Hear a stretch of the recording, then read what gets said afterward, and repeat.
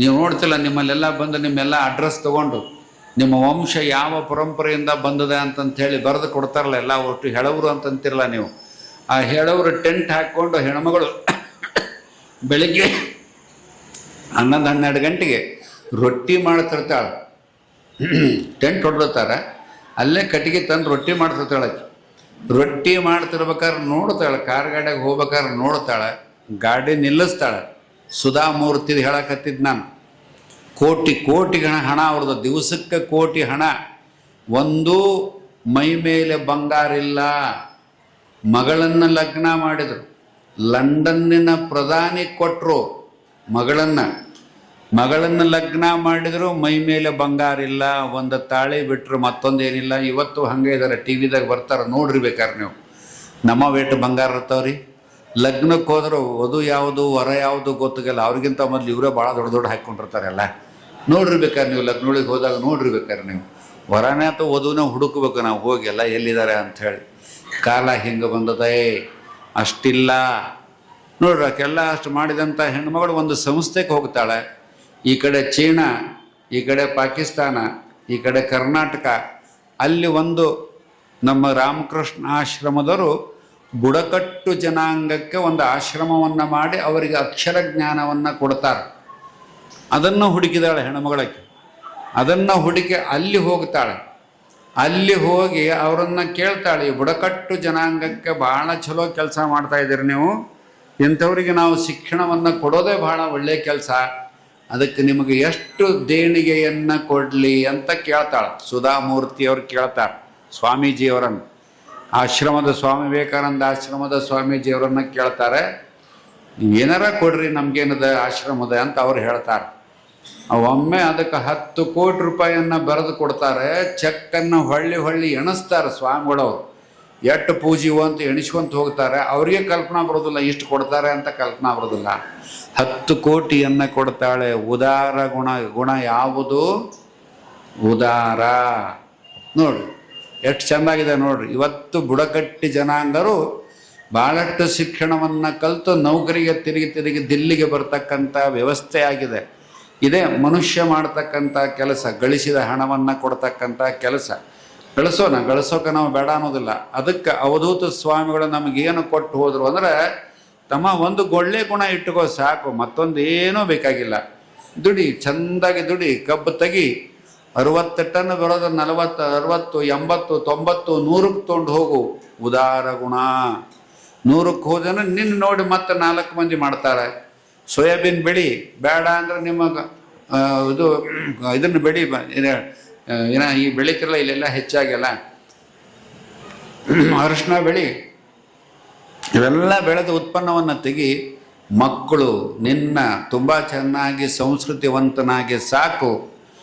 ಉಳಿದದ್ರಲ್ಲಿ ಸ್ವಲ್ಪ ಉದಾರ ಗುಣ ಮಾಡು. ನೋಡಿ, ಇವೆಲ್ಲ ನಾವು ಇತಿಹಾಸದಲ್ಲಿ ನಡೆದವು. ಈಗ ಸದ್ಯ ನಡೆಯುವಂಥ ಒಂದು ವ್ಯವಸ್ಥೆಯಲ್ಲಿ ಬಂದಿದೆ. ನಿಮಗೆ ಇನ್ನೊಂದು ಆದ ಘಟನೆಯನ್ನು ಹೇಳತ್ತೇನೆ. ನಾನು ಭಾವುಕರಾಗಿ ಮಾಡೋಕ್ಕೆ ಹೋಗೋದಿಲ್ಲ, ಇದ್ದ ಘಟನೆಯನ್ನು ನಾನು ಹೇಳಕತ್ತೇನೆ. ಅಲ್ಲ, ಒಬ್ಬ ಹುಡುಗ, ಶರತ್ ಅಂತ ಒಬ್ಬ ಹುಡುಗ, ಎಲ್ಲಿ ಅವನು ಬೆಳೆದದ್ದು ಅಂದ್ರೆ ಕೊಳೆಗೇರಿ ಅಂತಿರಲ್ಲ ನೀವು, ಚೆನ್ನೈದಲ್ಲಿ ಅಗದಿ ಏನೂ ಇಲ್ಲಾರ್ದಂಥ ಒಂದು ಏರಿಯಾ ಕೊಳೆಗೇರಿ.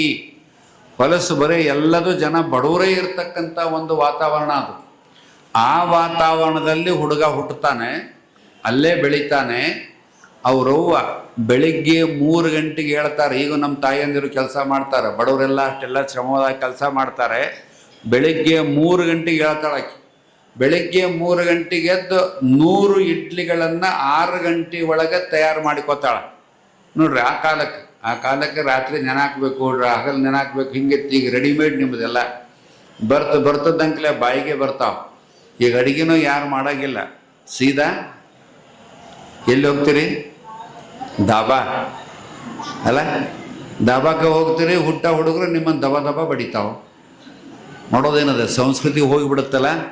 ನೋಡಿ ಎಷ್ಟು ಚೆನ್ನಾಗಿ. ಬೆಳಿಗ್ಗೆ 3 ಗಂಟೆಗೆ ಎದ್ದು 6 ಗಂಟೆಯಿಂದ 7 ಗಂಟೆ ಒಳಗೆ ಒಂದು 100 ಇಡ್ಲಿಯನ್ನು ಮಾಡಿ ಅಲ್ಲೇ ಬರ್ತಕ್ಕಂಥ ವರ್ಕರ್ಸಿಗೆ, ಫ್ಯಾಕ್ಟ್ರಿಗೆ ಹೋಗ್ತಕ್ಕಂಥ ವರ್ಕರ್ಸಿಗೆ ಅದನ್ನು ಮಾರಿ, ನಂತರ ಸ್ನಾನ ಮಾಡಿಕೊಂಡು ಮತ್ತೆ ಅಂಗನವಾಡಿ ನೌಕರಿಗೆ ಹೋಗ್ಬೇಕಾಕಿ.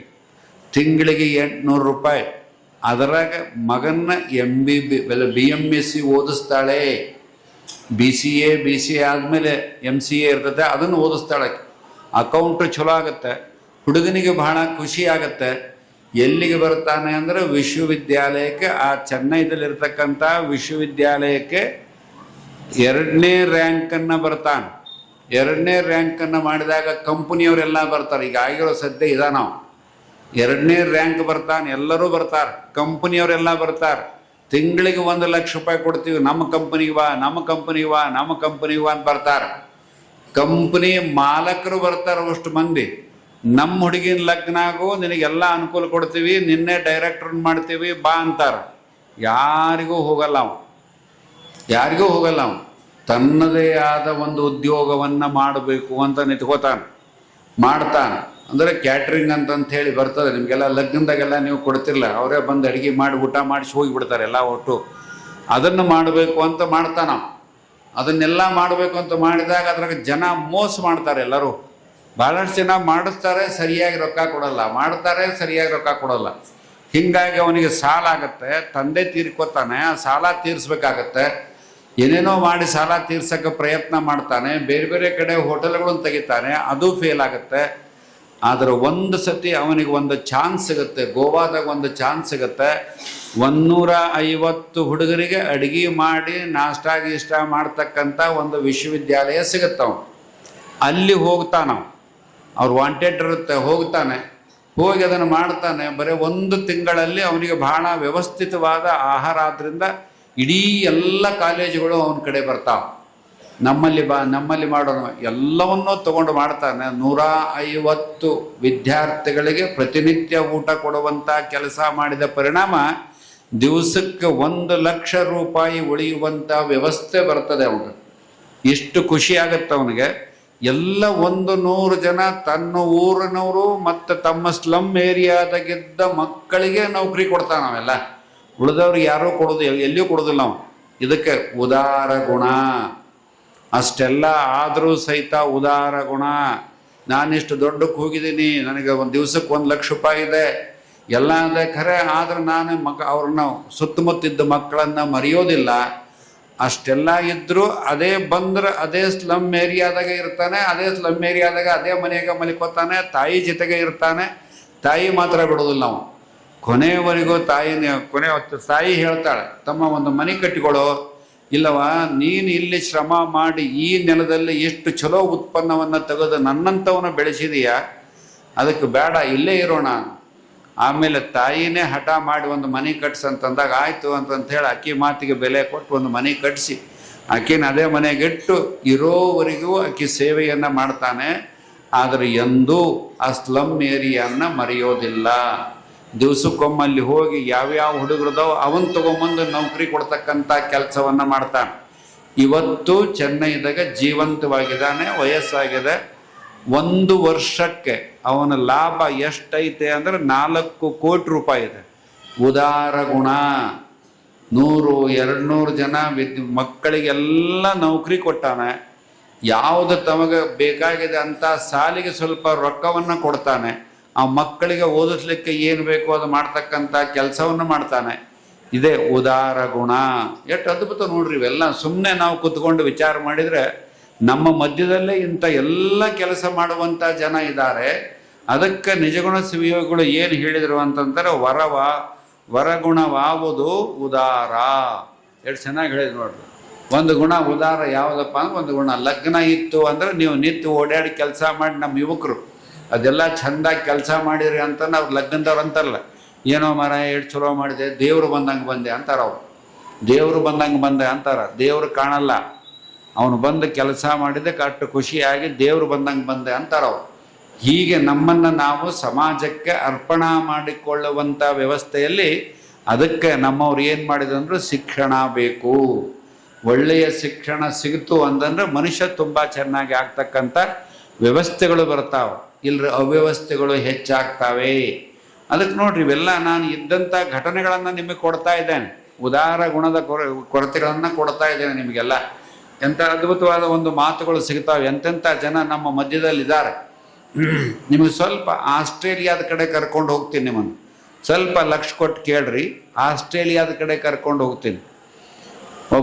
ಒಂದು ಸಂಸಾರ ಇರ್ತದೆ, ಅವರಿಗೆ ಒಂದು ಮಗುವನ್ನು ಹೆತ್ತು ದೇಶಕ್ಕೆ ಕೆಲಸ ಮಾಡುವಂಥ ಒಬ್ಬ ಮಗನನ್ನು ನಾನು ಕೊಡಬೇಕು ಅಂಥೇಳಿ ಒಬ್ಬ ಗಂಡ ಹೆಂಡತಿ ಕೂತ್ಕೊಂಡು ಚಿಂತನೆ ಮಾಡ್ತಾರೆ. ಆಕೆ ನರ್ಸ್ ಇರ್ತಾಳೆ, ಇವನು ಫ್ಯಾಕ್ಟ್ರಿಯಲ್ಲಿ ಕೆಲಸ ಮಾಡ್ತಿರ್ತಾನೆ. ಮಧ್ಯಮ ವರ್ಗದ ಕುಟುಂಬ, ಲಗ್ನ ಆಗ್ತದೆ, ಒಂದು ಮಗು ಆಗ್ತದೆ, ಖುಷಿ ಆಗ್ತದೆ ಅವರಿಗೆ. ಆ ಮಗುವನ್ನು ಸಾಕ್ತಾರೆ.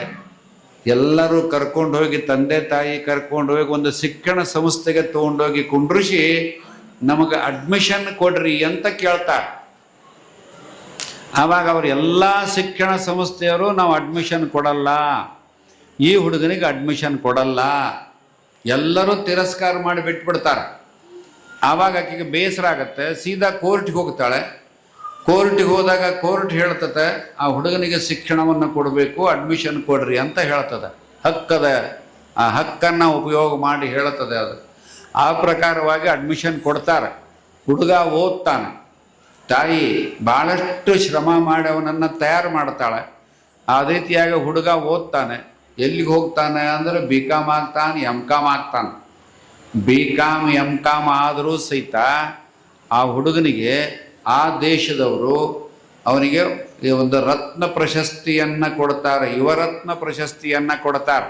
ಯಾಕೆ ಅಂದರೆ ಕರಿಯರ್ ಗೈಡೆನ್ಸ್ ಅಂಥೇಳಿ ಒಂದು ಸಂಸ್ಥೆಯನ್ನು ಹುಟ್ಟಾಕ್ತಾನೆ. ನಾವು ನೌಕರಿಗೆ ಹೋಗೋದಿಲ್ಲ, ಎಲ್ಲ ಯುವಕ ಯುವತಿಯರನ್ನು ತನ್ನ ಕರಿಯರ್ ಗೈಡೆನ್ಸ್ಗೆ ತಗೊಂಡು ದೇಶಕ್ಕಾಗಿ ಏನು ಮಾಡಬೇಕು, ಸಮಾಜಕ್ಕಾಗಿ ಏನು ಮಾಡಬೇಕು ಅಂತ ವ್ಯಕ್ತಿತ್ವ ನಿರ್ಮಾಣ ಮಾಡತಕ್ಕಂಥ ಹುಡುಗರನ್ನು ತಯಾರು ಮಾಡಿ ಬಿಡ್ತಾನೆ. ನಾವು ಕಲ್ತು ಹುಡುಗರನ್ನು ತಗೊಂಡು ತಯಾರು ಮಾಡಿ ಬಿಡ್ತಾನೆ. ಅದು ಆಸ್ಟ್ರೇಲಿಯಾದ ಪ್ರಧಾನಮಂತ್ರಿಗಳಿಗೆಲ್ಲ ಖುಷಿ ಅನ್ನಿಸ್ತದೆ. ಆವಾಗ ಅವನ್ನ ಕರೆದು ಅವನಿಗೆ ಯುವರತ್ನ ಪ್ರಶಸ್ತಿಯನ್ನು ಕೊಡ್ತಾರೆ. ಕೊಟ್ಟಾಗ ಅವನ ಸ್ನೇಹಿತರು ಕೇಳ್ತಾರೆ, ತಮ್ಮ ಯುವರತ್ನ ಪ್ರಶಸ್ತಿ ಬಂದದ, ನಿನಗೆ ಏನು ಅನ್ನಿಸ್ತದೆ ಅಂತ ಕೇಳ್ತಾರೆ. ಆವಾಗ ಅವನಂತಾನೆ, ನನಗೆ ದೇಹವನ್ನು ಕೊಟ್ಟಂಥ ದೇವರಿಗೆ ಧನ್ಯವಾದ ಹೇಳ್ತೀನಿ, ಆದರೆ ನನಗೇನು ಕೊಟ್ಟಿಲ್ಲಲ್ಲ ಅದಕ್ಕೆ ದೇವರಿಗೆ ಬೈತೇನೆ. ಏನು ಕೊಟ್ಟಿರಲಿಲ್ಲ ದೇವರು ಹಾಗಾದರೆ ಅಂತ ಹೇಳಿದ್ರೆ, ಅವನಿಗೆ 2 ಕಾಲಿಲ್ಲ. ಸ್ವಲ್ಪ ಲಕ್ಷ ಕೊಡ್ರಿ, 2 ಕಾಲಿಲ್ಲ, 2 ಕೈ ಇಲ್ಲ. ಆದರೆ MCom ಮಾಡ್ತಾನೆ, ಕರಿಯರ್ ಗೈಡೆನ್ಸ್ ಪ್ರಾರಂಭ ಮಾಡ್ತಾನೆ, ಜಗತ್ತಿಗೆ ಹೆಸರಾಗ್ತಾನೆ. ಅವನಿಗೆ ಕಾಲಿರ್ತದೆ, ಸಣ್ಣದೊಂದು ಕಾಲಿರ್ತದೆ.